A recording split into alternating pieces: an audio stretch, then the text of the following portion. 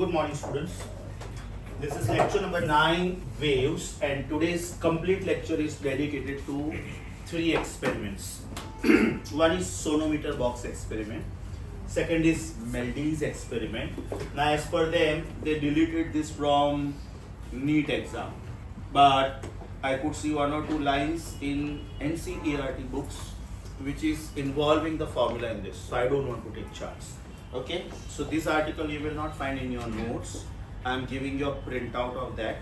आपके stationery veg में जो हैंड रिटन पेजेस है उसमें पेज नंबर 34 ब्लैंक एकदम कुछ नहीं उधर, ऐसा लिखा है some extra points without fail उधर जाके ये पेज स्टेपल कर देना. Right after the lecture my staff will give you the staplers, please do it right away. वो पेज इधर उधर नहीं होना चाहिए. Right, and the third experiment is going to be resonance tube experiment. Basically these experiments means your practical work, board exam ka practical work, right? Mathematics wise you need to remember the formulae, but how the experiments have to be performed, right, that you will learn from here. Now check, before we understand sonometer box experiment, this is the experimental setup of that. We need to understand 3 words. One is free vibrations, next is forced vibrations, and next is resonance. Free vibrations means when the body is performing vibrations because of its own structure, because of its own natural structure, not under the influence of somebody. For example, if I give you a tuning fork, when the tuning fork is set into vibration, it is vibrating because of its own structure, because of the metal which you are using in making the prongs, because of the thickness of the prongs, because of the length of the prongs. If this is suppose hammered on a tuning fork, if this is hammered on a rubber pen, then this is performing some vibrations. I will get to hear some sound, right? अब इसको जब तक मैं file या तो load नहीं करूंगा इसका फ्रीक्वेंसी चेंज नहीं हो सकता है. यस और no? So this is called natural frequency. इसके ऊपर लिखा हुआ होगा 288 लिखा हुआ है. That means this is the tuning fork B, 288 hertz. This is the tuning fork A, right, और maybe C sharp, right. इसके ऊपर फ्रीक्वेंसीज लिखा हुआ है. तो whatever frequencies are written on this, that is purely on the structure of this. If you see the lengths of the tuning forks, they are not same. Yes और no? जिसमें metal कम उसका frequency ज्यादा, जिसमें metal ज्यादा उसमें frequency कम. अगर आप लोगों को याद है तो ये एक्सपेरिमेंट मैंने लास्ट टाइम करके बताया था, right. Probably this part will not come in the video, but you can understand that this much length is blocked, right? If I set this into vibration, right, more mass less vibration. अभी मैं मास ज्यादा block कर रहा हूँ, more vibrations, more vibrations. I think it will come here. आ रहा है video में, आ रहा है, राइट. चेक, मैं इतना मास ब्लॉक कर रहा हूँ, इतना. सो this is performing vibrations, right. अभी मैं इतना मास ब्लॉक कर रहा हूँ, इतना मास ब्लॉक कर रहा हूँ, इतना मास ब्लॉक कर रहा हूँ. That means less the mass more the number of vibrations, more the mass less the number of vibrations. It is something like heavy body goes slow, lighter body goes fast, something similar to that. Okay, so over here this is said to be performing free vibrations, free vibrations, free vibrations without the influence of anybody because of its own structure, right? And such vibrations are called free vibrations, and the frequency of that particular vibrating body is called natural frequency, denoted as F suffix N. F for frequency, N for natural. If a body is vibrating under the influence of some vibrating body, I am taking the same tuning fork and now I am putting some dust particles on the bench, or maybe sand particles, or small pieces of paper. And if I do this, and if I put the stem on the bench, can you hear the sound?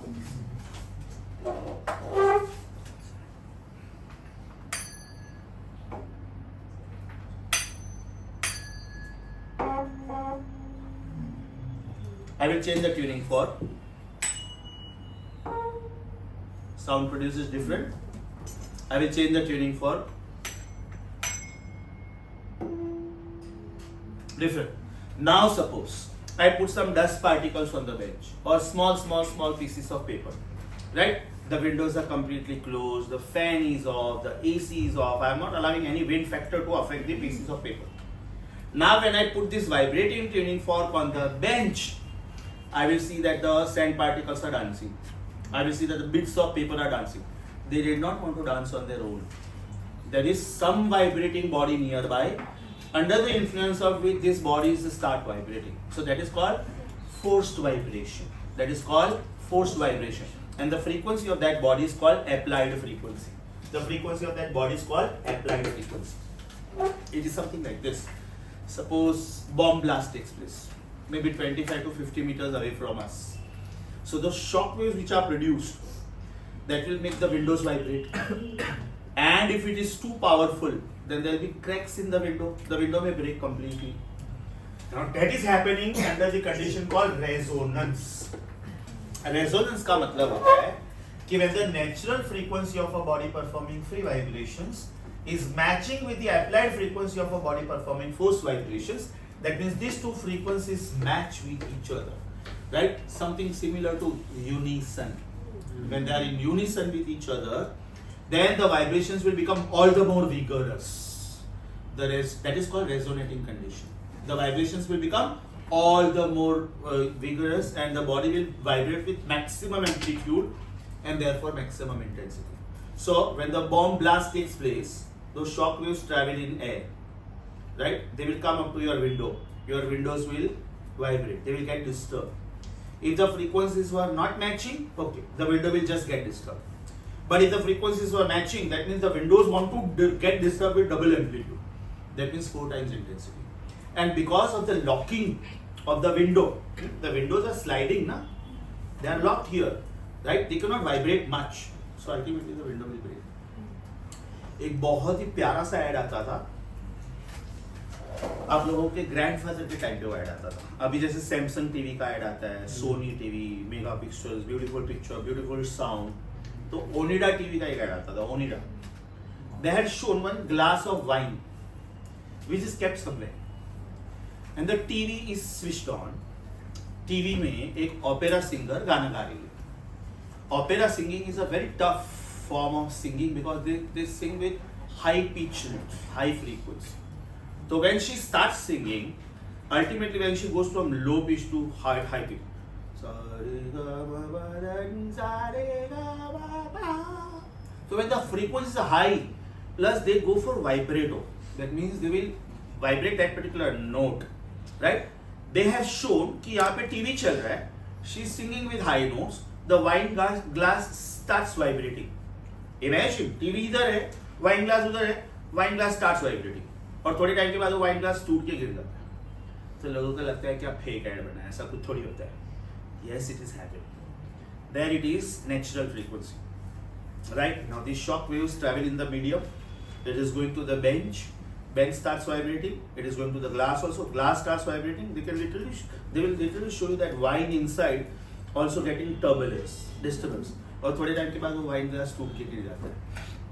So basically this is resonating frequency. Sometimes when the concert is on, guitar, they will keep 3-4 guitars with them.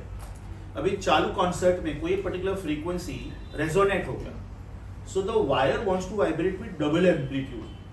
अभी guitar का length of the string fixed होता है, बराबर? ये length of the string है, right?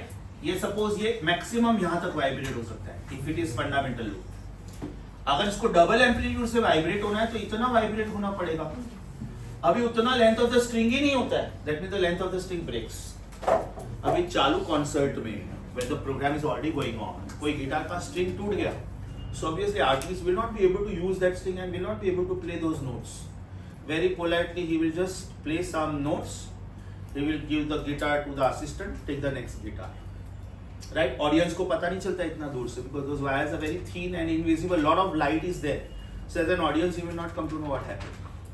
Drums maybe, when the artist is playing drums, snare, right? Cymbals are made up of metal, but when they play snare, sometimes the skin is torn, the skin is broken, so they will keep some extra drums ready, so that चालू concert में affect नहीं. Are you getting this? That is because of resonance. there is a very beautiful give reason which comes usually in board exam कि the soldiers during their march past are advised to break their steps. Why so? अब ये same diagram है बेटा. Soldiers में army में normally we don't prefer permanent bridges. India Pakistan are enemy countries.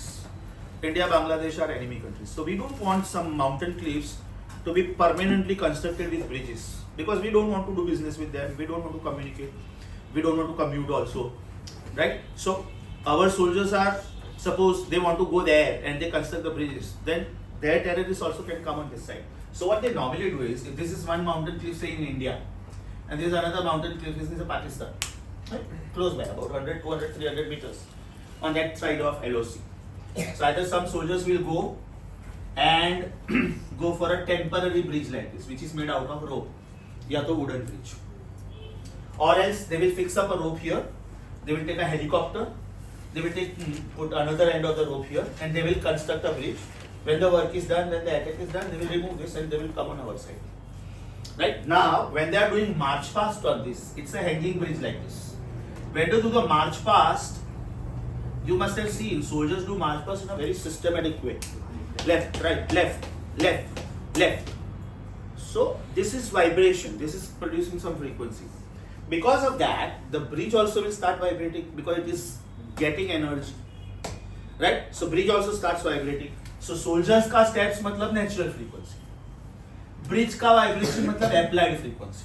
Right? अब ये bridge इतना oscillate हो सकता था, vibrate हो सकता था. लेकिन अगर ये frequencies match हो गया, that means it wants to vibrate with double amplitude. That means the bridge will collapse. Right? So soldiers are advised over there to break the discipline. Don't follow the discipline. Because if you follow the discipline, your frequencies will match. The bridge would like to vibrate with double amplitude, maximum intensity. The bridge will collapse.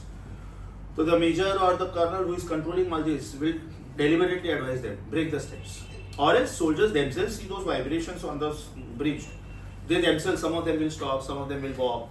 Then those will stop, this will walk. Means they will make sure that the frequencies are not matching. Right? So that is called resonance. Very beautifully, you are going to come across this in the chapter EMI, electromagnetic induction. उसमें एक सब part है AC circuits, alternating cycle circuits. उसमें एक सब part है series LCR and parallel LCR. L का मतलब इंडक्टेंस, C का मतलब कैपेसिटेंस, R का मतलब रेजिस्टेंस.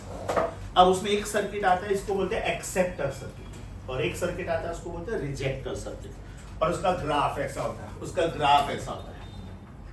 ये एक्सेप्टर सर्किट का ग्राफ है और ये रिजेक्टर सर्किट का ग्राफ है. मतलब ये एक यूनिक फ्रीक्वेंसी है जिसको रेजोनेंट फ्रीक्वेंसी बोलते हैं. ये एक यूनिक फ्रीक्वेंसी है कि जिसको रेजोनेंट फ्रीक्वेंसी बोलते हैं. यहाँ पे करंट मैक्सिमाइज होता है, यहाँ पे करंट मिनिमाइज होता है.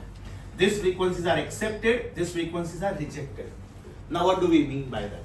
Very beautiful example in practical life. Old type के जो रेडियो सेट्स होते थे ना आपके ग्रैंडफादर के टाइम पे, they were not automatic, they were manual. अभी मुझे सपोज कोई एक चैनल सुनना है 87.6 FM. FM का मतलब होता है फ्रीक्वेंसी मॉड्यूलेशन. AM का मतलब होता है एम्पलीट्यूड मॉड्यूलेशन. FM मतलब फ्रीक्वेंसी मॉड्यूलेशन. तो फ्रीक्वेंसी मैं सेट करूंगा. अभी रेडियो टावर से जो फ्रीक्वेंसीज आ रहे हैं in the form of radio waves to your radio set, that means your radio set is capable of getting paired with those frequencies. आपने 87.6 FM चैनल सिलेक्ट किया. एग्जैक्टली जब इंडिकेटर वहां पे आएगा ना, ये आप मैन्युअली इसको मूव कर रहे हो, ये कर्सर को ये मूव हो रहा है. ये एग्जैक्ट जब 87.6 पे आया ना, आपको वो चैनल पे जो भी गाना आ रहा है या तो जो भी स्पीच आ रहा है वो सुनाई देगा. अभी मान लो आपकी चॉइस का गाना नहीं है, आपको वो गाना it is not your genre, right? You want to hear some other songs, manually selected, तो आपका ये कर्सर और आगे जाएगा. अभी सपोज 91.1 पे आया, उधर कुछ भक्ति संगीत चल रहा है, you are not interested in that. 93.5, right? 97.1 radio Mirchi. So you will have to keep moving this till you get the songs of your choice, right? That means when you go from one channel to the other channel, manually क्या होगा, आपने ये channel पे जब set किया आपको एकदम perfect sound सुनाई दिया. That is resonant frequency. Means your radio set accepted that frequency. अब आपको ये गाने पसंद नहीं है, आप नेक्स्ट पे जा रहे हो, तो मेरा नेक्स्ट कर्सर इधर आने वाला है, तो इसके बीच में जो भी फ्रीक्वेंसीज होंगे ना, I will get disturbed sound, it will not B proper, मतलब मेरे वो फ्रीक्वेंसीज मैच नहीं हो रहे। अभी आपको एक वर्ल्ड रेडियो करके भी एक रेडियो सेट आता है, आपको कुछ जर्मन गाने सुनने हैं, आपको कुछ स्पेनिश गाने सुनने हैं, तो you to pay some extra subscription, 500 rupees a month, 600 rupees a month, and you can hear those songs, right? Means they are paid channels, जैसे paid अपने टीवी चैनल्स वैसे paid radio channels, so they are called acceptor frequencies, right? अभी आपको वो गाना भी पसंद नहीं है, go to 98.3। अभी का मॉडर्न टेक्नोलॉजी में ये सब झंझट ही नहीं है, राइट? आपने सिर्फ वॉइस कमांड दिया 98.3, डायरेक्ट आपका फ्रीक्वेंसी वहां पे जाके सेट होता है। पसंद नहीं आया, give me the next one 91.1, Siri play FM radio for me, सिर्फ इतना बोल दो, कार के रेडियो में सिर्फ इतना बोल दो, सीरी प्ले दिस फॉर मी, और यू नो कार मल्टीमीडिया, जो भी नाम रखा होगा आपने उसका, राइट? कार इंटरनेट, खाली वो बोल दो, वो डायरेक्ट आ जाएगा। स्पॉटिफाई चैनल, डायरेक्ट आपको जो गाना सुनना आ जाएगा, पहले ऐसे सेट करना पड़ता है। So they are called acceptor frequencies. ये हो गया रेडियो। टीवी में भी सेम है, आप रिमोट लेके बैठते हो, ओल्ड टाइम का TV, I am talking about when I was a student 35 years back, वहां पे टीवी में 2 ही चैनल्स आते थे, one was DD1 and other was DD2, Doordarshan 1, Doordarshan 2, government of India, very boring programmes, Aamchi Mati आमची माणसं, फुलं माझं घर, फूल खिले हैं गुलशन गुलशन, हंसना है तो खुल के हंसना, you are not recorded, don't worry, I am recorded, लपेन दे, ऐसा छुप छुप के क्या हंसता है, ओके? अभी तो कितने सारे चैनल्स हैं, Sony, Star Plus, Zee TV, Netflix, Prime, Amazon, Jio, right? आपको सिर्फ रिमोट पे सेट करना, उसमें भी वॉइस कमांड है, यूट्यूब सिलेक्ट किया, play this song for me, are you getting direct selection? So they are called acceptor frequencies, right? अभी ये भी रेजोनेंट फ्रीक्वेंसी है, लेकिन यहाँ पे फ्रीक्वेंसी रिजेक्ट होता है। You don't want certain TV channels to come on your TV because there are children at home, अभी उनको देखना है टॉम एंड जेरी, पोगो। अभी बच्चे तो आजकल है ना, रिमोट का अपना मोबाइल फोन पे भी कितना मस्त गेम खेलते हैं, यूं देखते रहेंगे। Now we don't want them to see Netflix, there is a reason, yes और नो? तो जब टीवी टेक्नीशियन आपका टीवी इंस्टॉल करने आता है ना, आप उनको पहले से ही बोल दो पेरेंटल लॉक डाल दो, means there is a password, right? जब आपको देखना है पासवर्ड डाल दो। बच्चों का हाथ में रिमोट आया तो टीवी जब सर्च करेगा ना चैनल, तो उसमें नेटफ्लिक्स भी आएगा, लेकिन वो एकदम ब्लर हो जाएगा और फास्ट फॉरवर्ड हो जाएगा, मतलब बच्चा चाहे तो भी वो सिलेक्ट नहीं कर सकता है, राइट? बच्चा बोलेगा ना Siri I want to see Netflix, right? तो उसमें आएगा लिख के parental lock, that means those frequencies are rejected. So this is also called resonant frequency. This is also called resonant frequency. Have you understood the meaning of resonant frequency? When a body performs natural vibrations because of its own structure. When you speak something, your voice has a particular texture. Yes or no? That is dependent on your vocal cords. So there is one word called pitch. And there is one word called quality. Pitch का मतलब होता है sharpness. और quality का मतलब होता है timber. अब ये दोनों में फर्क क्या है? Outside this classroom suppose 4 people are talking, 2 males 2 females, और आपने उनको ज्यादा सुना ही नहीं, इनफैक्ट आप फर्स्ट टाइम सुन रहे हो, तो आपको ये पता चलेगा ये मैस्कुलाइन वॉइस है या फेमिनाइन वॉइस है, right? So that is decided by frequency, pitch, sharpness. Male voice is dull because male vocal cords are thick, female voice is sharp, female vocal cords are thin. अभी वही बाहर 4 लोग बात कर रहे हैं, चारों के चारों मेल्स हैं, और आपने उनको सुना हुआ है, आपने उनको क्वाइट फ्रीक्वेंटली सुना हुआ है, Nayan sir, Satyen sir, Mahesh sir, Keshav sir, सुना हुआ है आपने लेक्चर में। अब हम लोग चारों जन बाहर बात कर रहे हैं, दरवाजा बंद है, you can not see us, but when I start speaking you can identify कि ये नयन सर की वॉइस है, ये नागेश सर की वॉइस है, ये सत्येन सर की, बिकॉज आप लोगों ने हम लोगों को फ्रीक्वेंटली सुना हुआ है। So though all of them were masculine voices, you can make out from the quality of the sound कि which one is this.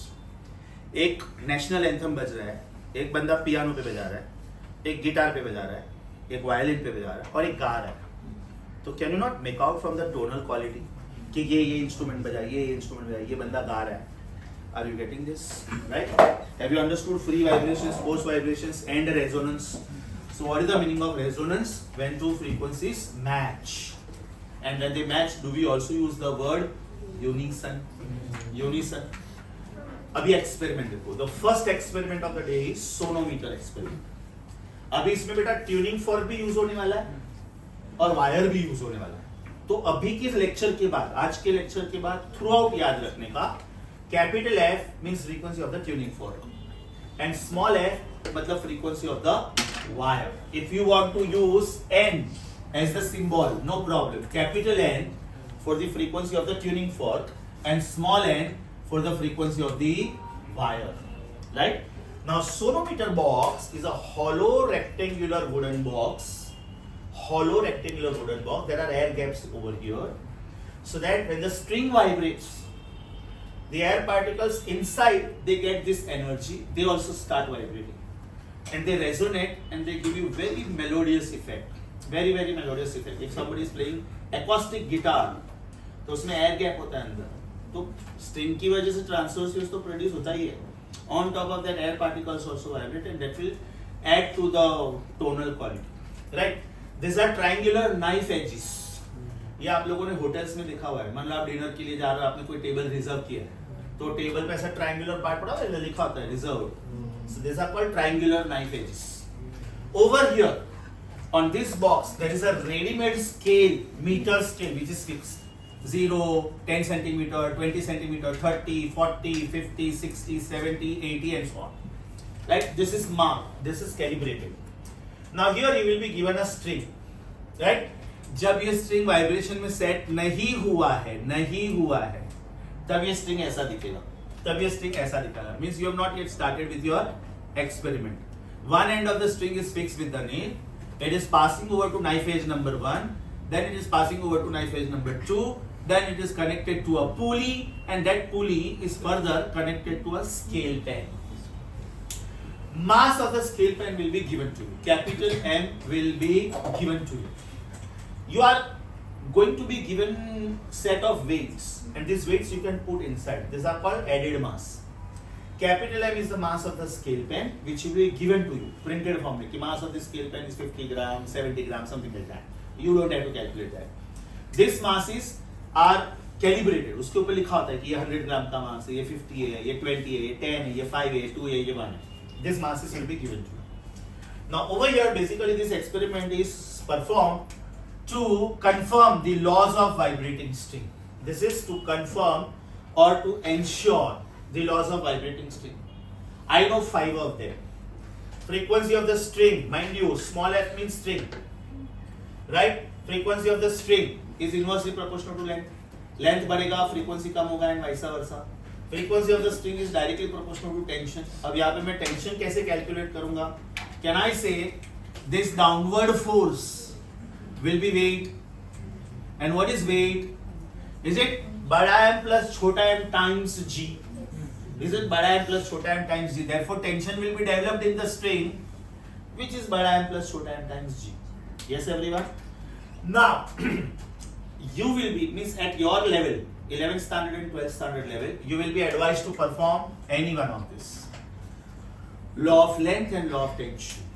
They will not ask you law of frequency, law of radius, law of mu, and law of density, because if they want you to confirm these laws, you will have to remove the string from here.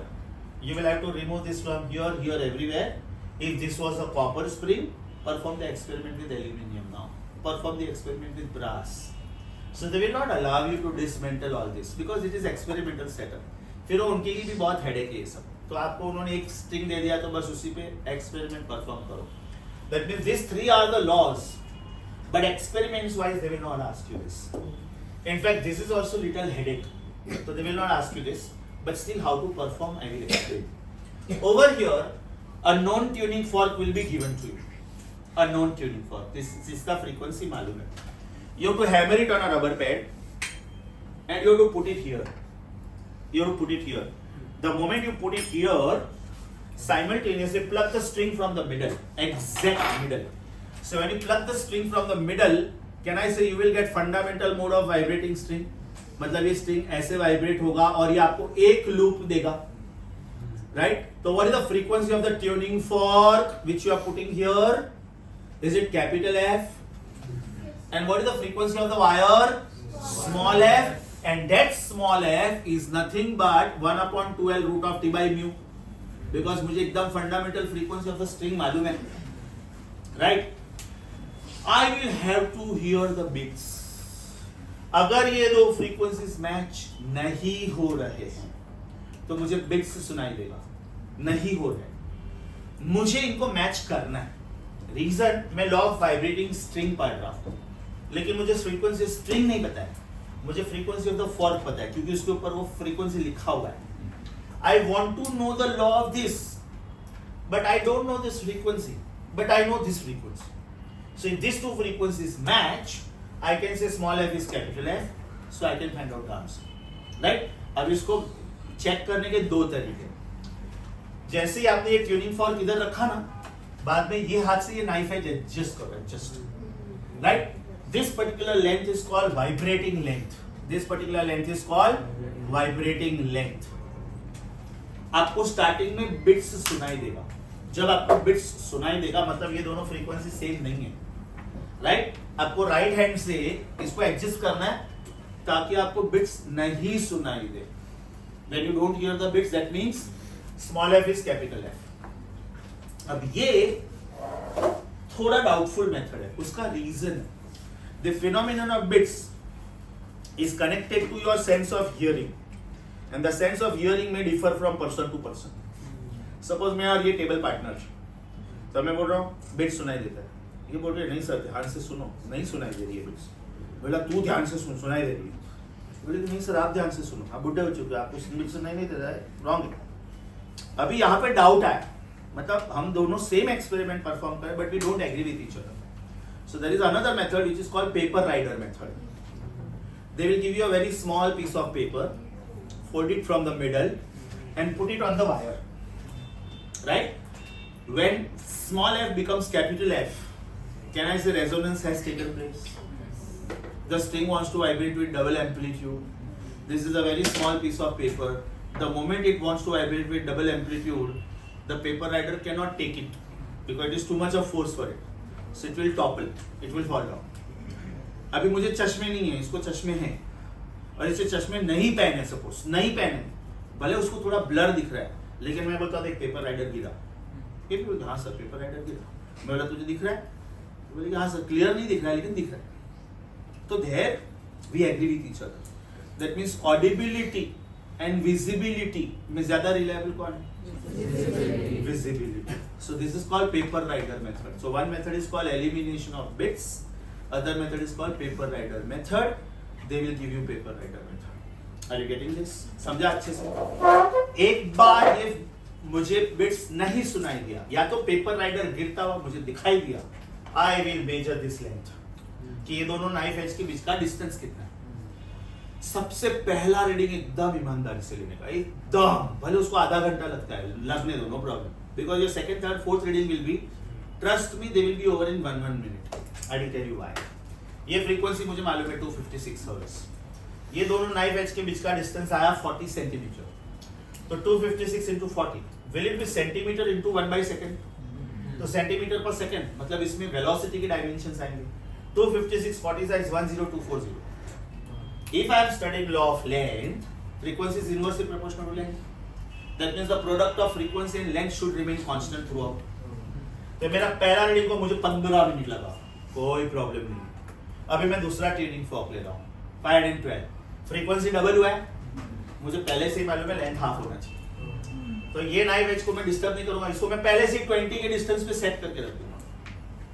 अभी जैसे मैंने paper rider रखा, paper rider गिरेगा या तो गिरने वाला होगा, बिकॉज माई आंसर में भी differing by half centimetre 1 centimetre. लेकिन मुझे पहले से ही पता है कि मेरा आंसर 20 सेंटीमीटर आएगा. अब हो सकता है मुझे ही 20 सेंटीमीटर दिख रहा है, बट हो सकता है वो 19.9 है, हो सकता है वो 20.1 है. So I just need to fine tune that.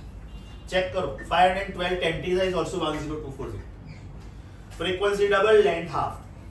This length is called resonating length because the frequency corresponding to this is called resonating frequency. अब आपने वापस ट्यूनिंग फॉर्क चेंज किया से 320, 32 साइज 1024, 32 32 जा, so 320 32 जा is 10240. अभी ये डिस्टेंस मैं 32 पे सेट करके रखूंगा, मुझे मालूम है वो डिस्टेंस के आसपास वो पेपर राइडर गिरेगा. Are you getting this? First reading में मैं एकदम परफेक्टली कर रहा हूँ, सेकंड थर्ड फोर्थ मेरा फटाफट से हुआ, क्योंकि मुझे पहले से ही पता मेरा आंसर क्या है. अभी लास्ट वाला tuning fork will be unknown. देखो इसके ऊपर रेड टैप है, मतलब इसका फ्रीक्वेंसी लिखा है ना, वो पार्ट उन्होंने हाइड कर दिया है. तो अभी मुझे ये अननोन है, एक ये नोन है, मतलब अभी दो अननोन्स है, तो मुझे अभी ये परफेक्टली निकालना पड़ेगा. तो वापस मुझे वो ट्रायल एंड एरर करके नाइफ एज सेट करना पड़ेगा. समझा? How is it perform? So this is law of length. Check column कैसे बनाया मैंने. F, this F is this F. मुझे लॉ इसका स्टडी करना है, लेकिन फ्रीक्वेंसी मुझे इसका मालूम है, तो मैं ये जब this is equal to this बोलूंगा तो ही मैं ये लॉ स्टडी कर सकता हूँ. Law of length is not for tuning fork, law of length is for string. Tuning fork के लिए फाइलिंग लोडिंग वाले सम्स होते हैं, इसके लिए टेंशन लेंथ वो सब लॉज होते हैं. ये टेबल समझा? F L 1 by L F into L. If I plot graph of F versus L, don't you think it will be hyperbola? Because the actual relation is inverse. If I plot graph of frequency versus length, will it be hyperbola? But if I plot graph of F versus 1 by L, will it be a straight line? ये 1 by L का column मैंने सिर्फ graph बनाने के लिए बनाया, बाकी तो मुझे फर्स्ट सेकंड और थर्ड चाहिए खाली. अगर मुझे मैथमेटिकल कंफर्म करना है कि मेरा आंसर राइट आ रहा है कि रॉन्ग आ रहा है, तो first second and third are enough. ये फोर्थ वाला मैं ग्राफ के लिए बना रहा हूं, राइट? अब ये एक्सपेरिमेंट आपका हो गया. When you are studying law of length, don't change tension. Now we are going to study law of tension, don't change length. ये दो नाइफ एज के बीच में जो डिस्टेंस है बस फिक्स रखो, टच नहीं करने का उसको थ्रू आउट. 50 centimetre 50 centimetre. अब आप यहाँ के वैल्यूज चेंज करते रहो, आपका ये रीडिंग सेम रहेगा. देखो 256 5 and 12 326 40, 256 5 and 12 326 40. इधर आपने लेंथ चेंज किया, टेंशन कांस्टेंट रखा. इधर आप टेंशन चेंज करो, लेंथ कांस्टेंट रखो, right? So now your rule will be F T root of T and F upon root of T. Inverse relation में product remains constant, direct relation में ratio remains constant. समझा? If you plot graph of, सोच के बेटा, if you plot graph of F versus T, parabola, very good. If you plot graph of F versus root T, if you plot graph of F versus L, hyperbola. If you plot graph of F versus L, is it hyperbola? But if you plot graph of F versus 1 by L, मेरे straight line easy है ना, इसलिए extra column create किया मैंने. If you plot graph of F versus T, is it parabola? It's a curved graph. मेरे लिए straight line थोड़ा easy है. So if I will plot graph of F versus root T, is it a straight line? समझा कि bouncer गया? So this is the first experiment, sonometer experiment, right? I'm back to back doing Mendy's experiment. Then I will pause the video for some time so that you can read both of them nicely. Then we will shift to the neighboring classroom to do the third experiment. ये part समझा बेटा? Sure. Mendy's experiment उन्होंने निकाल दिया था syllabus में से. अभी तक नीट के सिलेबस में वही लिखा है कि Mendy's experiment is not in syllabus of bio students. But to be very honest, I don't want to take chance. बेटा एक ऐसी बात. So वहाँ पे कहीं पे तो लिखा हुआ है कि the product of tension and p square is constant. Now this line belongs to Mendy's experiment. So experiment number 2, Mendy's experiment. This experiment is performed to find out frequency of the unknown tuning fork. Right? या तो इसके ऊपर frequency लिखा हुआ है 256. मैं कैसे मान लूँ कि ये 256 है? हो सकता है मुझे लगता है मैन्युफैक्चरर ने बराबर बनाया नहीं है. अगर मैन्युफैक्चरर ने बराबर नहीं बनाया है, I am a company who is making musical instruments. अब ये मेन प्रोडक्ट बराबर नहीं बना तो मैं जो म्यूजिकल इंस्ट्रूमेंट बना वो भी गलत बनेगा. Right? So I want to confirm कि मैन्युफैक्चरर ने लिख के भेजा कि दिस फ्रीक्वेंसी इज 341.3, मुझे कंफर्म करना है. दिस फ्रीक्वेंसी इज 84, मुझे कंफर्म करना है. दिस फ्रीक्वेंसी इज 512, मुझे कंफर्म करना है. So this is the experiment to perform that, right? This experiment is performed to know all this, right? So experiment number 2. अभी बेटा इसमें all the students PCB and PCM, PCM CET के लिए article officially है, PCB के लिए वो लोग बोलते नहीं है, but let us spend half an hour on this and let us finish it off. Over here this experiment is performed in two ways. Way number 1, transverse position. Now what you have to do, you will take a tuning fork. This tuning fork is clamped, it is fixed, and you are tying a string, ये वाला string, to one of the ends of the tuning fork. Then that second end of the string is passing over to the pulley that is connected to the scale head. मतलब design देखो, ये tuning fork है, बराबर, this is the string, then that string is connected to, या तो passing over to a pulley, it is connected to a scale pen, and you can put the weights here, right?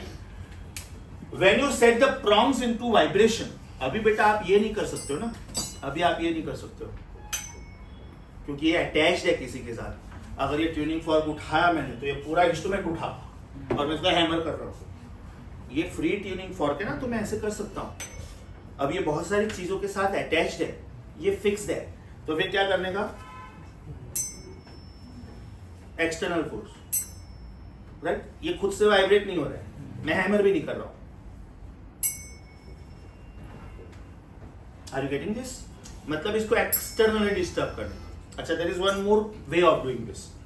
There is a very small voltage supply here, 3 volts, 6 volts, something like that. Just switch on the supply. The supply which you are using is AC in nature, alternating in nature, and the prongs also perform SHM. That is also AC in nature. So you can do this also if you want. ये हो गया transverse position. अब इसको transverse position क्यों बोलते हैं? The prongs will vibrate this way, but the wave will travel this way on the string. That means this is LOP. The green one is line of propagation, right? And the red one is line of vibration. Yes or no? अभी आपको second arrangement में कुछ नहीं करना है, बिल्कुल कुछ touch नहीं करना है। ये जो आपका ट्यूनिंग फॉर्क है ना, ऐसा, बस आप इसको ऐसा कर दो। Your tuning fork was this way, do nothing, just do this. मतलब आपको ये प्रॉन्ग भी नहीं हिलाना है, ये पॉइंट इधर ही रहना चाहिए, आपको ये करना है। That means you are not changing the length of the string, you are changing the mode of vibration. You are not changing the length of the string, you are changing the mode of vibration. पेन दे, मुझे लगा तू catch करेगा।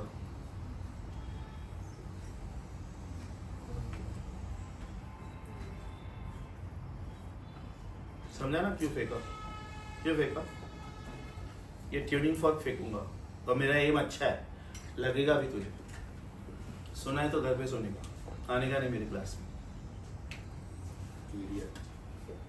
Right? So over here the prongs are vibrating this way, and over here the prongs are vibrating this way. That means if this was the string, this was the string, you are keeping the prong this way, and in the next case you are just doing this. That means you are not altering the length of the spring, mind you. You are not altering the tuning fork also. You are just altering the position of the prongs of the tuning fork. Now see what is happening here.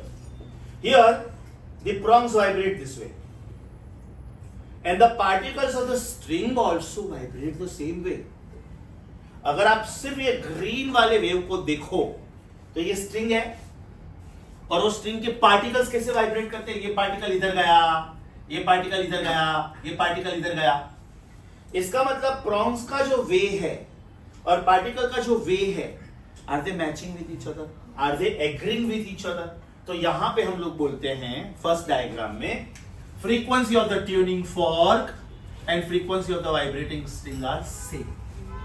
इसका मतलब ये हुआ, ध्यान से देखो, ये prongs थे, अब ये prongs बाहर गए तो string लूज हुआ।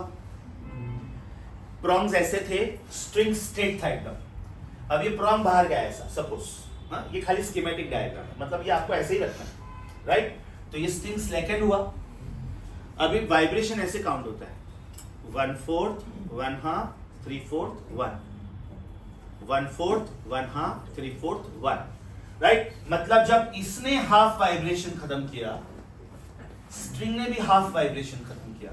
स्ट्रिंग नीचे गया, वापिस आया, माइंड यू ऊपर जाना बाकी है, राइट? तो जब इसने हाफ वाइब्रेशन खत्म किया, किसने? ट्यूनिंग फॉर्क ने, तभी स्ट्रिंग ने भी हाफ वाइब्रेशन खत्म किया। अब ये नीचे से मीन पोजीशन पे आया था, इसको ऊपर भी तो जाना है ना। ऑसिलेशन कैसे काउंट होता है? 1/4, 1/2, 3/4, 1। तो अगर ये राइट पे गया था तो ये लेफ्ट पे जाना चाहिए ना। आप इधर से इधर रुक गए तो ये तो हाफ ऑसिलेशन हुआ। यस और no? So if this was half by tuning fork, this is half by string, this is another half by tuning fork, this is another half by string. That means one vibration of tuning fork is matching with one vibration of string.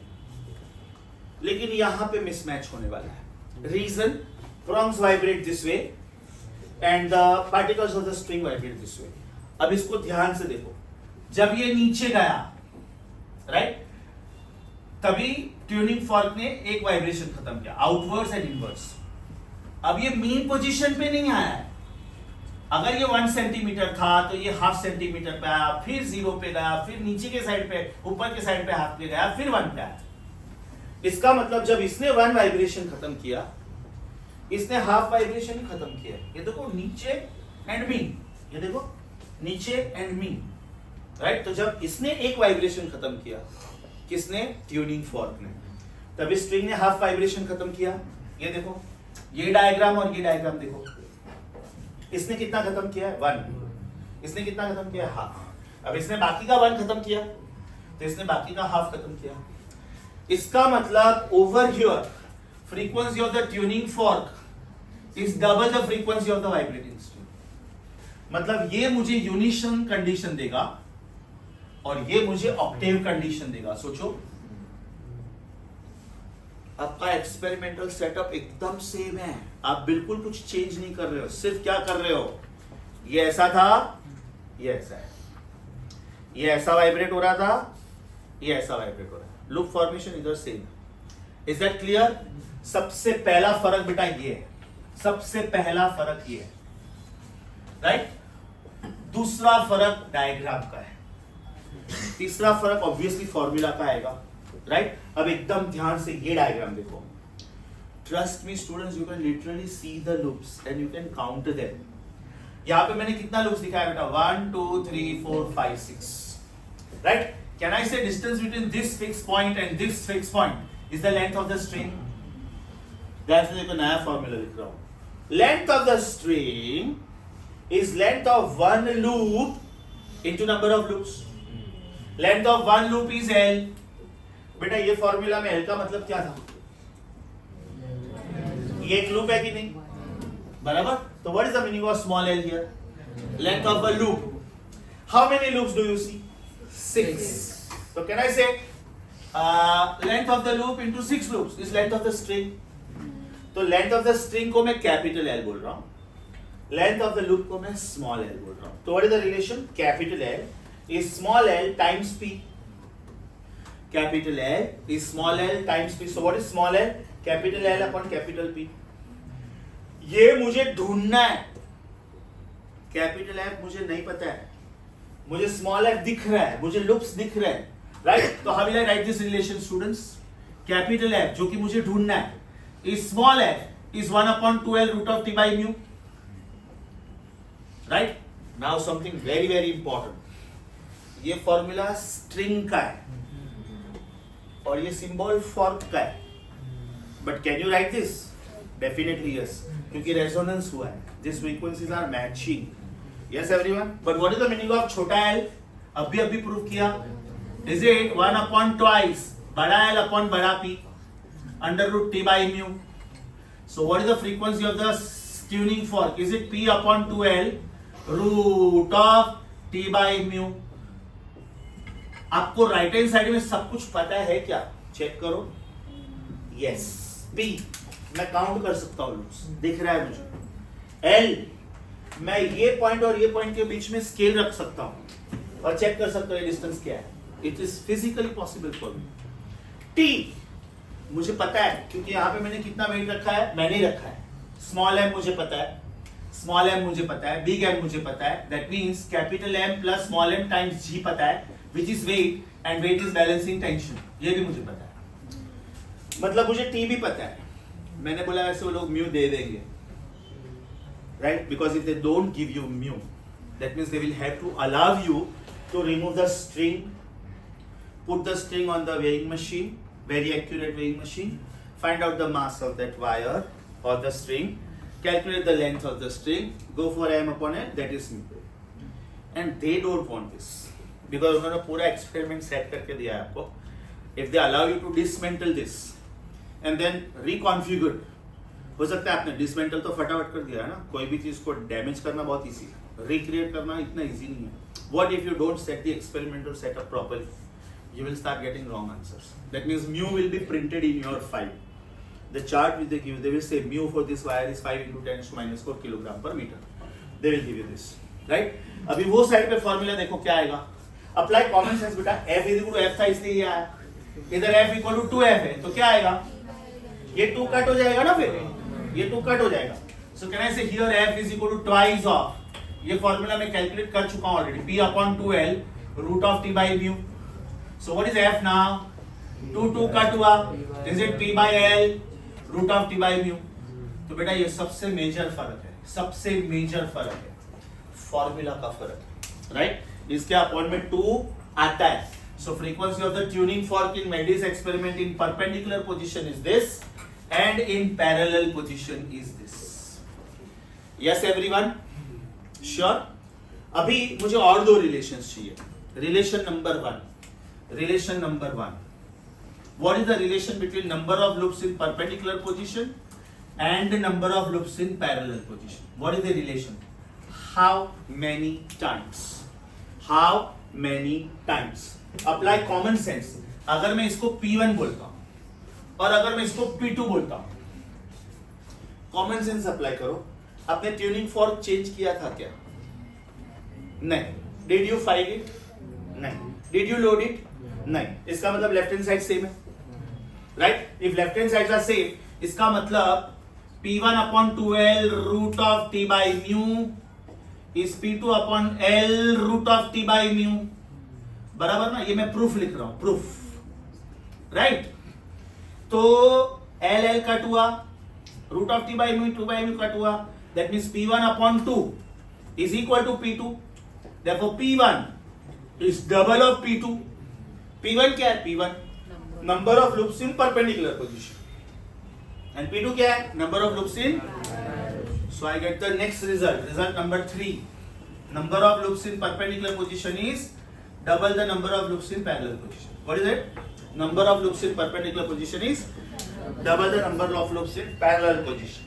Formula number 1, formula number 2, formula number 3. Now the last formula.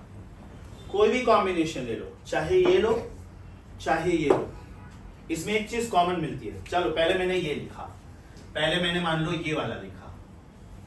Do you agree with me? F square is P square upon 4L square times T by mu. Yes or no? आपने length change किया था क्या? आपने wire change किया था क्या? नहीं किया था. इसका मतलब ट्यूनिंग फॉर्क चेंज किया था क्या? नहीं किया था. इसका मतलब ये प्रोडक्ट हमेशा कांस्टेंट रहेगा, right? So the formula is time pass square is constant. That means tension 1 P1 square should match with tension 2 P2 square. Tension बदला तो नंबर ऑफ लूप्स बदलेगा, टेंशन बढ़ा तो नंबर ऑफ लूप्स कम होगा, tension कम हुआ तो number of loops बढ़ेगा. Common sense apply करो. आपने ये फॉर्मूला का स्क्वायर किया था, आप ये फॉर्मूला का स्क्वायर करो. इसमें 4 आया था, इसमें 4 नहीं आएगा, लेकिन TP स्क्वायर तो उसमें भी आएगा ना. So let it be perpendicular position और parallel position. We get result number 4 as time pass square is constant. That means T1 P1 square is T2 P2 square. You can remodify this formula. Can I say M plus M1 G P1 square is M plus M2 G P2 square. थोड़ा common sense apply करो. Tension का मतलब क्या है? Capital M plus small m times G. आप scale pen का mass change कर सकते हो क्या? नहीं ना. So capital M as it is रहेगा, लेकिन ये जो मास अंदर आप ऐड कर रहे हो ये आप चेंज कर रहे हो. यस और no? G cancel, G cancel.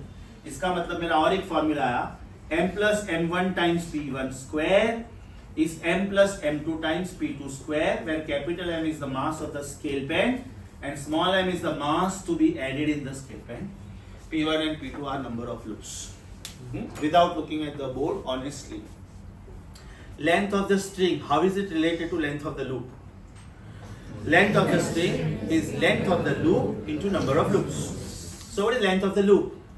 Length of the string upon small f का फॉर्मूला क्या था फंडामेंटल में 1/2 छोटा l root of T by mu 1/2 छोटा l. अभी मैं फ्रीक्वेंसी ऑफ ट्यूनिंग फॉर पूछ रहा हूँ p/2 बड़ा l root of T by mu p/बड़ा l root of T by mu if you are performing this experiment in transverse position p/बड़ा l root of T by mu 2 नहीं आएगा बराबर. पहले मैंने ये फॉर्मूला बोला फॉर्मूला 1 फिर मैंने ये फॉर्मूला बोला formula 2. Result number 3. What is the relation between number of loops in perpendicular position and parallel position provided you keep other things constant?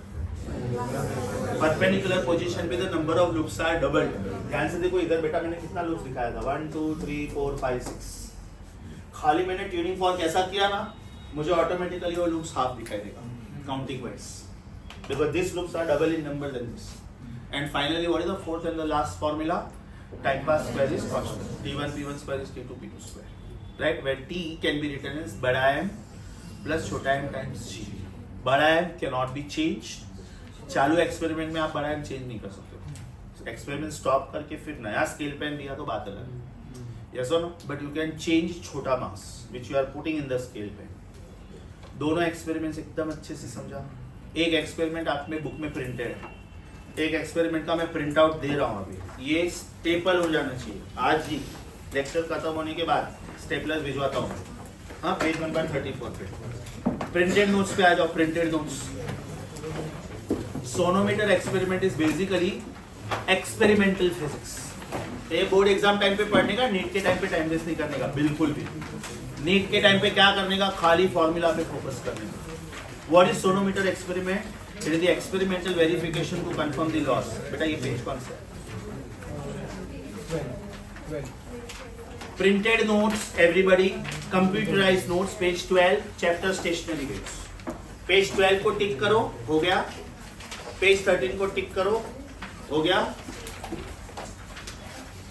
Page 13 तक टिक करो, बराबर. Page 14 का upper half टिक करो, हो गया. Right? अभी आप आ जाओ हैंड रिटन नोट्स पे. हैंड रिटन नोट्स क्लोज 5 के बाद वाला page. If you can help me with page number 32. उसका बेटा पॉइंट नंबर 13 पढ़ो. Refer sonometer experiment from theory notes. Obviously ये सब वापस लिख के कोई मतलब नहीं सेम बुक में ना इसके लिए टिक करो.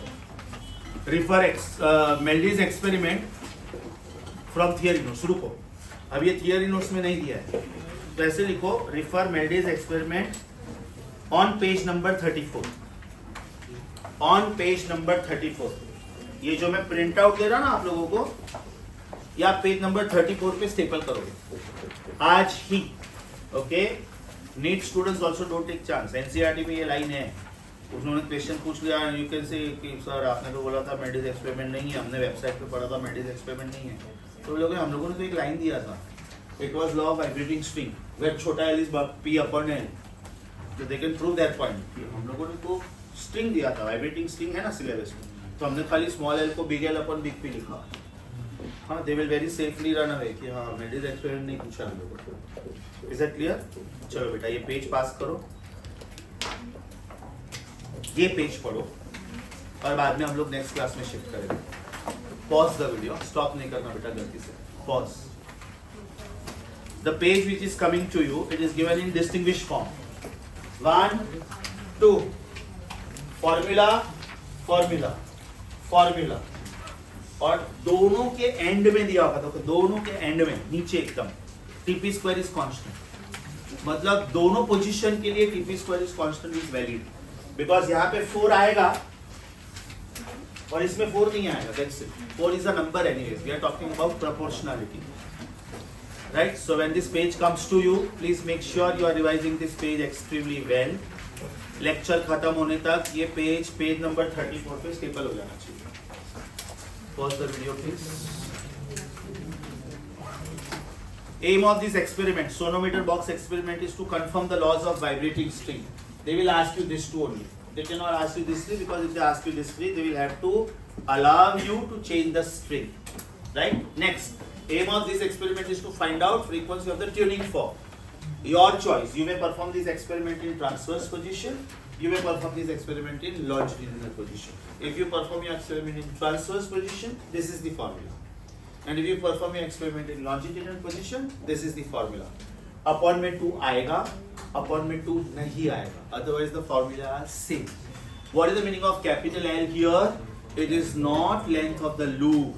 It is the length of the entire string. What is the meaning of capital L in these diagrams?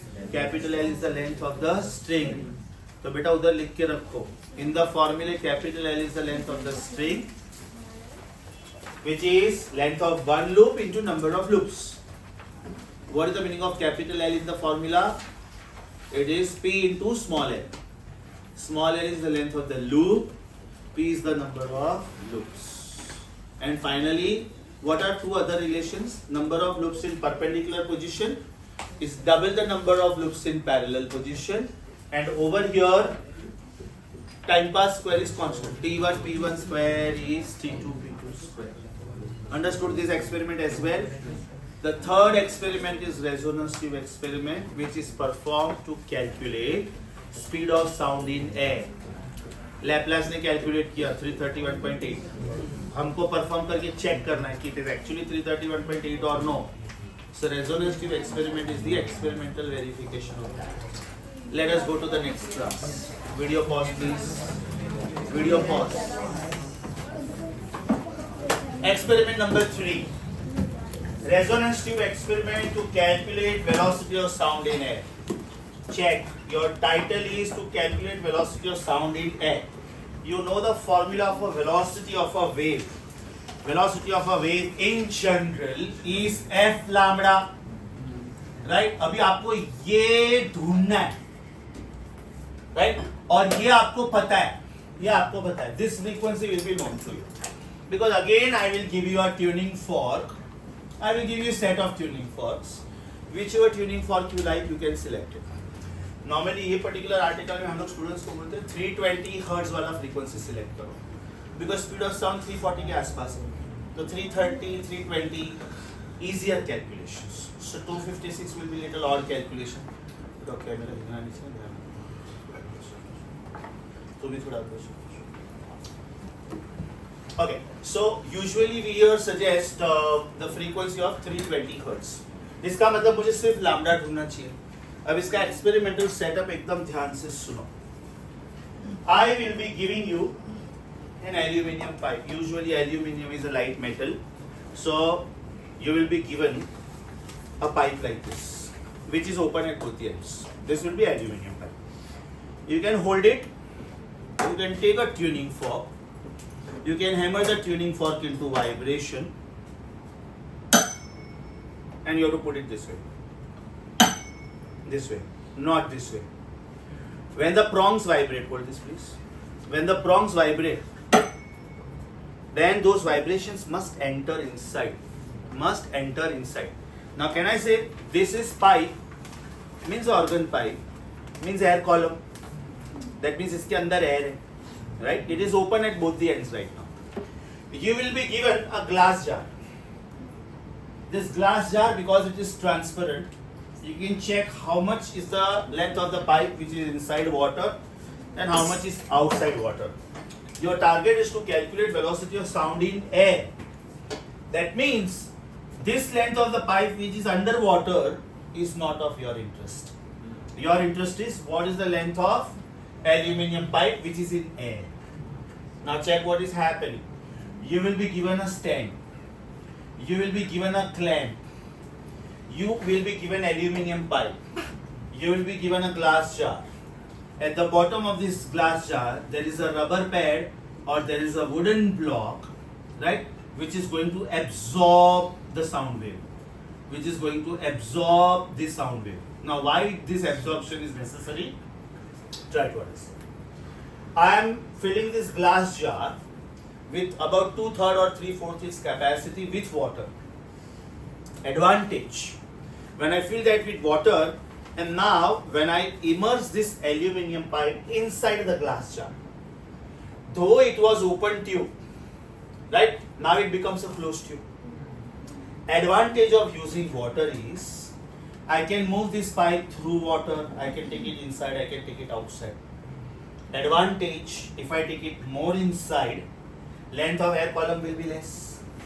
And if I take it less inside, length of air column will be more. ये जो diagram है ना, ये मैंने 3 अलग अलग style में explain किया है. What do you see here? More of water, that means less of air. What do you see in the last diagram? Less, therefore more. This is called length of air column. What is it called? और हम लोगों का target क्या है? To calculate velocity of sound in air, not in water. Not in water. You can use any liquid here actually. If you want glycerin, you can use kerosene, you can use alcohol. But water is easily available. And the second best part is it is a non-sticky liquid. वो sticky भी नहीं होना चाहिए, क्योंकि अगर आपने pipe immerse किया और अंदर suppose oil droplets stick, that also will alter your answer because you are changing the material. And you know that we depends on material. यहाँ तक समझा? एक्सपेरिमेंटल सेटअप समझा? अब आपको एक्सपेरिमेंट शुरू कैसे करना है, ध्यान से सुनो. ये मैंने एक हाथ में ट्यूनिंग फॉर्क पकड़ा, ये पाइप को मैंने ऑलरेडी पानी में डाला हुआ है, पानी में डाला हुआ है.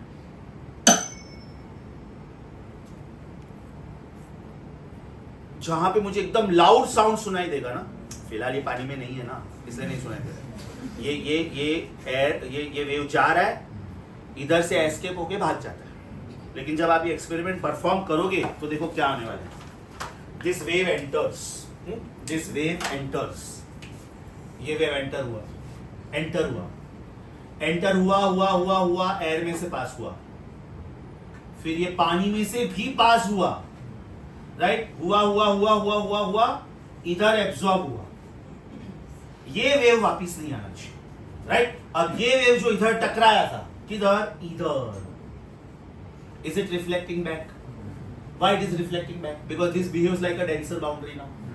तो ये जाने वाला वेव, ये आने वाला वेव, ये आने वाला वेव नहीं होना चाहिए, नहीं तो ये भी इंटरफियर करेगा, डबल इंटरफियरेंस, राइट? ये जाने वाला वेव, इसका एक पार्ट रिफ्लेक्ट हुआ, एक पार्ट प्रोग्रेस हुआ, लेकिन ये प्रोग्रेस होके जो इधर गया वो वापस नहीं आना चाहिए. That is why you are using a rubber pad here और something which is a good absorber, right, at the bottom of the glass jar. ये पार्ट समझा? Now can I say this much is the air column. What is your target? To calculate velocity of sound in air. That means air column is important for you, right? ये सबसे ज्यादा पानी में है, मतलब थोड़ा ही pipe length बाहर. सो this is the vibrating air column. अब हम लोगों ने जब क्लोज पाइप किया था, क्लोज पाइप, तो हम लोगों ने क्या बोला था? Resonating frequencies are the odd harmonics. F के बाद सीधा 3f आएगा, फिर सीधा 5f आएगा, फिर 7f आएगा, 2f 4f 6f आएगा ही नहीं. See, the resonating frequencies are odd. Can I say resonating lengths also should be odd? Common sense. F is V by 4L, no? इसका मतलब L is V by 4F. तो अगर ये odd harmonics का rule follow करता है, तो length odd multiples का रूल फॉलो करना चाहिए. यस और नो? सपोज मैंने आपको ये पाइप लेंथ दिया है 100 सेंटीमीटर का, 100 सेंटीमीटर का, उसमें से मुझे ये मिला 30 centimetre. It is very very easy for me to calculate this. What I will do is I will take a scale, I will take a scale. Okay, no problem. I will take a scale. I will put it inside the glass jar, but outside the aluminium pipe. और ये scale में इधर रखूंगा, इधर, ये इधर, because मुझे length of air column चाहिए. मुझे ये ढूंढना है, ये लेंथ कितना है, ये मतलब यहाँ पे मुझे ये ढूंढना है. तो ये रेड वाला बाउंड्री कौन है? एल्यूमिनियम पाइप है. ये ग्लास जार मैंने बताया नहीं है, एल्यूमिनियम पाइप के अंदर पानी है, बराबर? मतलब मैं ग्लास जार के अंदर और एल्यूमिनियम पाइप के बाहर स्केल रखूंगा. And I should measure the length from what point to what point? From this point where water surface is there up to the mouth of the pipe. अब जब हम लोगों ने क्लोज पाइप किया था तो ये बोला था कि यहां पे नोड फॉर्म होता है और यहां पे एंटी नोड फॉर्म होता है. Such that distance between node and the antinode is lambda by 4. Rayleigh, the scientist really suggested कि नो एंड करेक्शन एकदम माउथ ऑफ द ट्यूब पे फॉर्म नहीं हो सकता है, थोड़ा बाहर फॉर्म होगा. Reason if these are the air particles at the mouth of the tube and if they want to vibrate to the maximum, this is a rigid pipe metal, ये अपने आप को फ्लेक्सिबल नहीं करने वाला है कि ले बेटा एयर पार्टिकल तुझे ज्यादा वाइब्रेट होना है तो मैं ब्रॉड होता हूँ. मतलब pipe will not adjust, it is a rigid body, so the particles will have to adjust. If the particles want to vibrate to the fullest, they will have to come slightly out. So according to Rayleigh, the antinode was not formed exactly at the mouth of the tube. No, it was not formed here, it was formed slightly outside, right? And that slightly outside means it was formed at this location. मतलब ये यहाँ पे form नहीं हुआ था, उसके बदले थोड़ा बाहर फॉर्म हुआ था. So this extra length by which this antinode is extended is called end correction. Is called. That means the antinode is not formed exactly at the open end of the tube. Remember that. If you want perfect answer, it is formed slightly outside the tube. How much outside? That end correction was calculated by Mr. Rayleigh by this formula. By this formula. This end correction is given by. End correction is given by 0.3 times internal diameter of the tube. 0.3 times internal diameter of the tube. What do I mean by this? I will be given a vernier calipers, right? I can move this, I can move this, right? These are the upper jaws, these are the upper jaws. Suppose this is the tube, right? Then I don't have to calculate the external diameter because air column is inside. So I will put this upper jaws here, right? I will make it tight, right? Then I will take this out and I will take the reading here. That will give me the internal diameter of the tube. 0.3 times internal diameter of the tube is called end correction, right? So mind you, end correction is not formed, antinode is not formed at the mouth of the tube, it is formed outside the mouth of the tube, right? So this is given by 0.3 times internal diameter of the tube, or else do you agree with me? It is 0.6 times internal radius of the tube. अब ये मैंने किसके लिए apply किया? Close pipe के लिए, क्योंकि मुझे डायग्राम में कौन दिख रहा है? क्लोज पाइप दिख रहा है. ओपन पाइप था, पानी में गया, तो अब ये क्लोज पाइप हो गया ना, क्योंकि ये this end is open to air, but what about this end? It is close by water, right? अगर ये दोनों एंड पे ओपन होता तो suppose I am creating this wave in a flute, I am playing flute, तो ये open and है, ये ओपन एंड है, तो ये वेव गया, थोड़ा सा वेव भाग गया, लेकिन थोड़ा रिफ्लेक्ट होके वापस आया. नाउ यू मे वंडर कि सर एयर टू एयर है तो ये रिफ्लेक्ट कैसे होगा?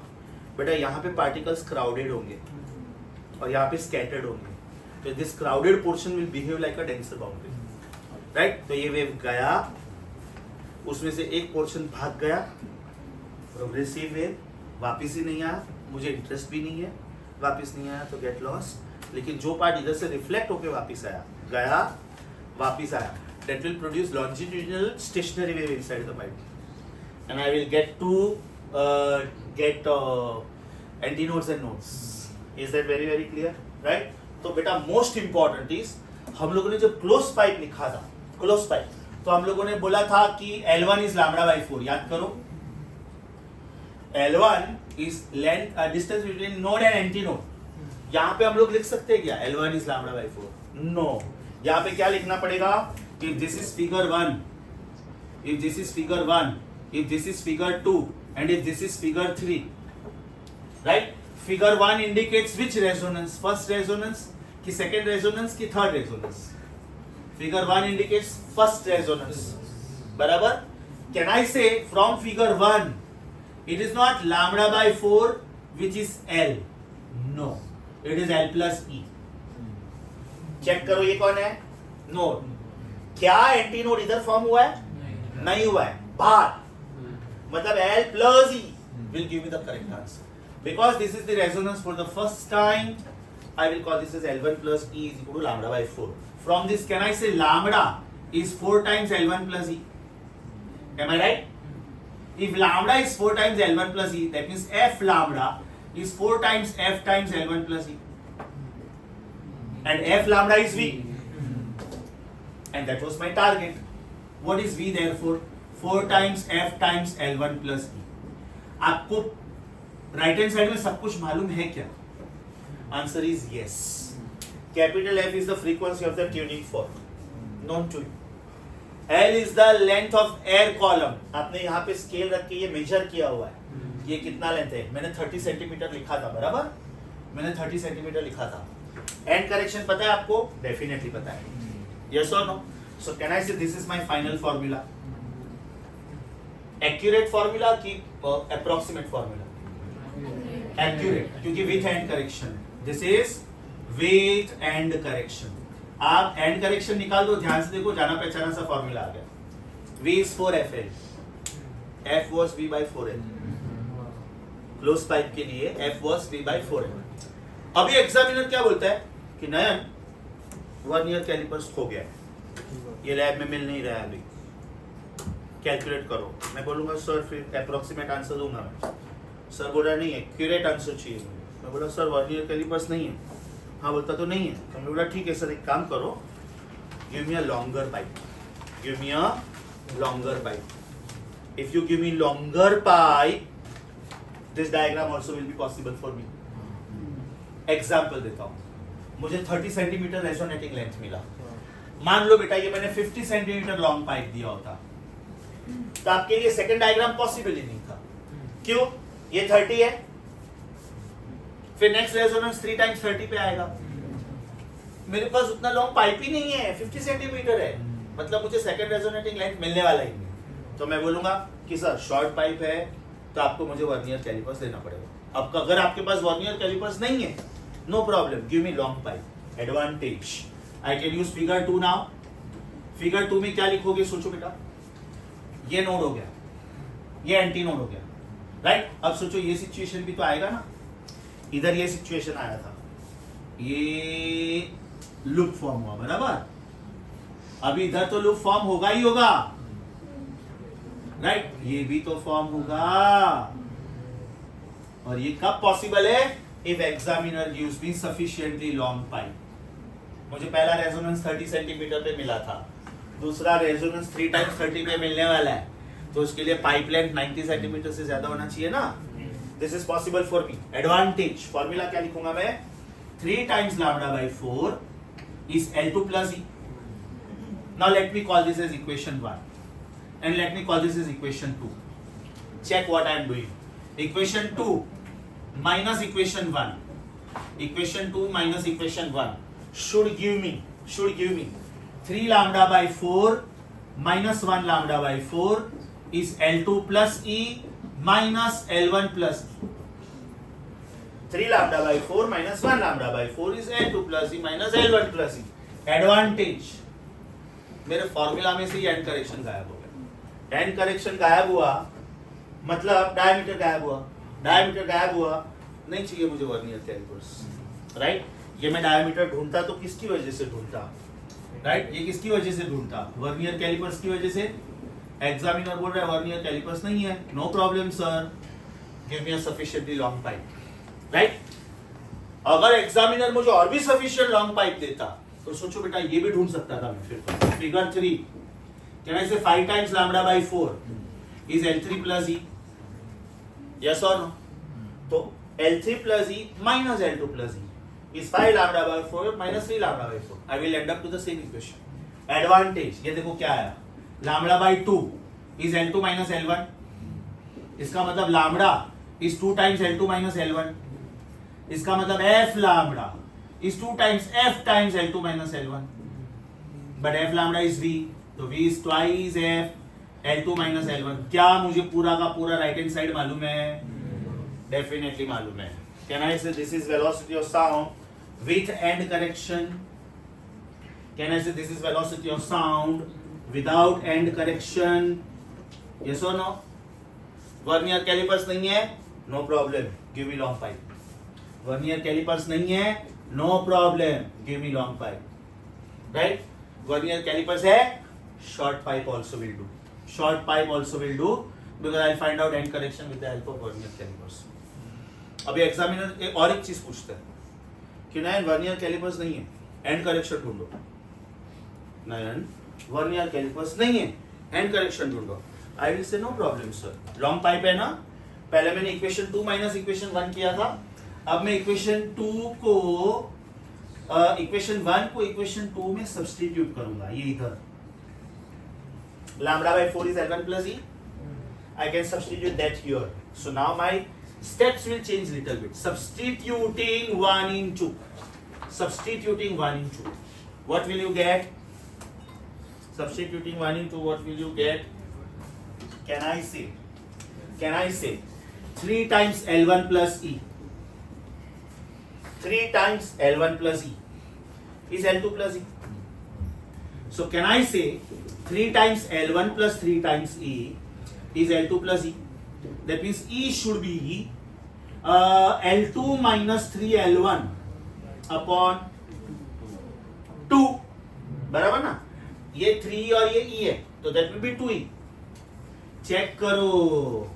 This is end correction without vernier calipers. vernier calipers नहीं होगा तो भी चलेगा. मतलब ऐसा है क्या कि वर्नियर कैलिपर्स होगा तो ही आप एक्यूरेट आंसर दे पाओगे? बिल्कुल. Is the pipe is sufficiently long? Yes. अभी सोचो, क्वेश्चन कभी कभी लोग ऐसे पूछते हैं कि if the pipe length is 200 centimetre long and if the first resonating length was 30, या तो लोग रेजोनेटिंग लेंथ भी नहीं देंगे कभी कभी. अरे बाप रे, एकदम खतरनाक क्वेश्चन पूछते. फिर तो speed of sound is 340 metres per second and frequency of tuning fork is 340 hertz. Then how many resonating lengths will you get? अभी मेरा first resonating length आया V upon 4F. That means it is 340 upon 4 times 340. That means it is 1/4 of a meter. That means it is 25 centimeter. अगर मुझे पहला resonating length 25 centimeter मिला, 25, 3 times 25, 5 times 25, 7 times 25, 9 times 25, right? अगर मैंने ये 200 centimetre दिया है तो ये आएगा ही नहीं ना. तो how many resonating lengths I am getting? 4. अगर ये मैंने 150 दिया होता तो ये भी नहीं आता. 3. अगर मैंने 100 सेंटीमीटर दिया होता तो ये भी नहीं आता. 2. अगर मैंने 50 सेंटीमीटर दिया होता तो एक ही रेजोनेटिंग लेंथ आता. लॉजिक समझा? मतलब आपको सबसे पहला रेजोनेटिंग लेंथ ढूंढना है, बाद में उसके ऑड मल्टीपल्स ढूंढने हैं, और बाद में बोलना है कि कितने रेजोनेटिंग लेंथ्स पॉसिबल है. Longer the pipe, more the resonating lengths. You will be surprised, this is used in refineries. जब ओशन के अंदर से रॉक्स में से ऑयल निकालते हैं ना, क्रूड ऑयल, तो there are shafts which go inside and they will send you the pulses, फिर फ्रीक्वेंसीज. तो accordingly you will come to know कि कितने डेप्थ तक ऑयल मिल सकता है. Is that clear? All these, Saudi Arabia and Kuwait and all that, they are blessed actually because their land is such, right, that they get a lot of oil, and oil is required by the entire world, entire automobile industry. Unless and until everything is electrified, you need oil, petrol, diesel, and all this different petroleum products. So if it is there in your land, you are automatically rich. Qatar, Doha and all this, right? Frankly speaking, if they own a land और वहाँ पे अगर oil मिल गया तो government will give you great incentives कि you give your land to us, right? We will pay you money, lot of money, और as you are the partner in our business. इधर जितना ऑयल निकलेगा 25% तुम्हारा partnership, उसका जो refine करने का खर्चा है, राइट, फाइनल पेट्रोलियम प्रोडक्ट बनाने का खर्चा, वो सब हमारा, right? But then government also is getting non stop supply of this. So there they use this frequency to check up to what depth you can get oil. Got it? Repetition required. Super sure. आपके theory notes में जाओ पहले. Means computerized pages. Computerized pages. Close pipe के बाद वाला page होगा ये. This is the end of theory of this chapter. Are you on page number?